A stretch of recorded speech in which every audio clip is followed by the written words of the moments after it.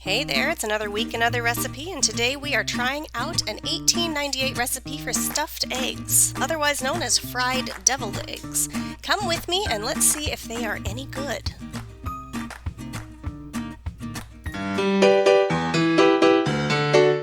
Okay, so this recipe is one that I wanted to try out of my own sheer curiosity on how this is going to turn out, because on the face of it, it looks like deviled eggs, but when you read the recipe, it's a little more in depth than that, and honestly, I've never had a fried deviled egg before. I'm into frying lately, have you noticed? It must be the weather. It's getting cold here. My name's Courtney Morris. If you're new here, thank you for joining me. If you're not, thank you for joining me. I cook history's forgotten recipes from old random cookbooks, and this one comes from 1898 from a book called Family Receipts that my mom had. And I remember growing up reading it, and I loved it, and it is hopefully, Mom, if you're watching, going into my inheritance, because I love that book. And so, a little bit of backstory on the egg thing. We have a lot of chickens, and therefore we have a lot of eggs, which means I have to figure out what to do with all these eggs. And so I'm always trying to come up with something innovative and new that people will eat. Because we have some people who like eggs and some who don't, and some kind of sort of. So I'm going to have this recipe as a test kitchen recipe to make sure it is okay.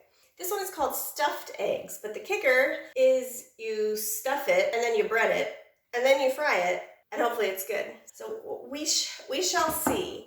So I already hard-boiled my eggs. I always do that at the beginning of the week. I always do a dozen hard-boiled eggs so we can eat them. I find it so convenient to just hard-boil a dozen eggs every Sunday. That way you have them for the week for salads, for snacking, for deviled eggs, or in case you want to fry your deviled eggs, which I kind of hope it works. I mean, everything else that I have fried in this series of recipes that I've been doing has been real good. So, all right, so it says to take out the yolks. My deviled eggs are never real awful pretty. They're kind of messy, but they taste good. All right, so I need a teaspoon of butter. It is so cold in here that it's hard as a rock. Okay, I managed to put my finger in it. All right, so back to it. I need a teaspoon of butter. I've never put butter in my deviled eggs before. That's weird, but it's probably gonna make it nice and creamy. And then a half teaspoon of cream. Never done this one either. I've done it with omelets, obviously, but it's more of a consistency thing with an omelet. But okay, so here's what I am gonna try to do. It says 2 drops of onion juice. Since I only need 2 drops of onion juice, I'm gonna try putting it through a garlic press and see if that will work. I'm assuming this is before they had granulated onion powder. Assuming I don't need much. Oh, there we go. Okay, that worked. Okay, that was like 2 drops. Okay, so 1, 2. That's it. I can't smell that in there at all. Oh well, that's what it says. So, okay, and salt and pepper to taste. I'll just start with a little bit and then mush it together. It's pretty dry. It's not like when you put mayonnaise or mustard with it, it becomes really just nice and creamy. I'm kind of surprised. I would have thought the butter would have gone a little farther in this, but so then we fill back the eggs as you do with deviled eggs. So I'm going to do my tried and true cake bag. It's really crumbly. Look, I think I'm going to add a little bit more cream just for consistency's sake.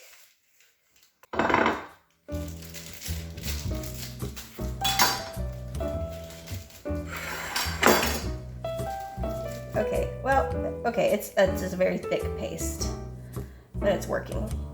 It's like working with dry Play-Doh.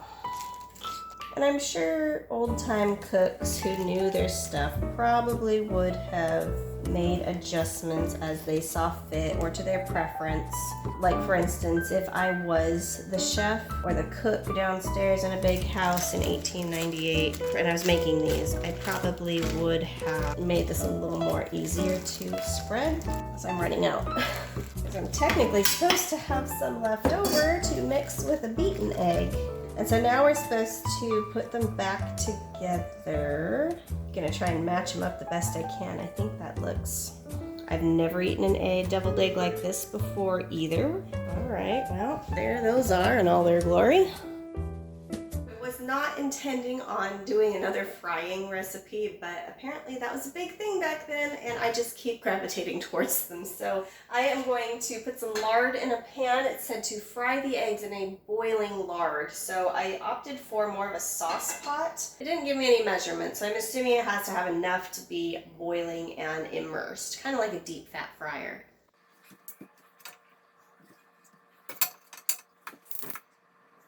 Okay, so while I'm waiting for that to boil, I'm going to dip my eggs in egg and wrap it in breadcrumbs.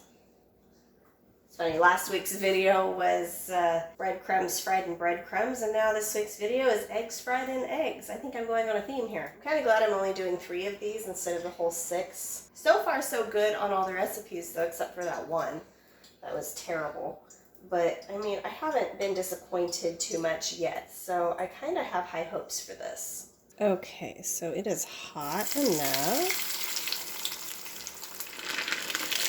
That went fast. Okay, my eggs are out of the fryer, and they look pretty sad. I mean, I'll have to find some garnishment for the thumbnail, make it look a little better, and honestly, they smell fried. There's nothing special to them at this point. The seal around it seemed to have closed up okay. So let's give it a shot.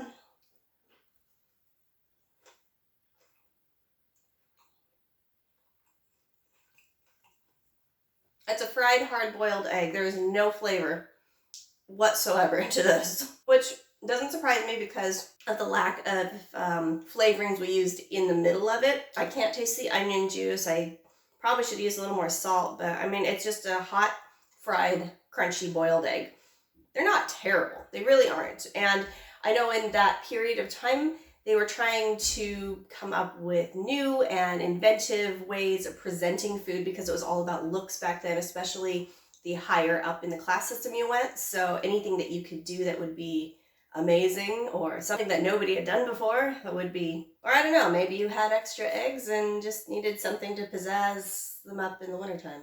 I won't be making these again. There's part of me that wants to try more flavorful interior and then try it again, but honestly, there's no allure to this that really makes me say, wow, I want a fried deviled egg. Honestly, I don't think it's worth the time, effort, or smell of boiling lard in your kitchen. So if you've made it this far, thank you so much for your support. I'm really enjoying this and hearing from the comments that you guys have sent me so far. Please like and subscribe, hit the little bell notification. I try to upload every Monday with a new recipe that I find to experiment with, and hopefully the next one will be good next week. Leave me a comment, leave me a recipe, and I will see you next week.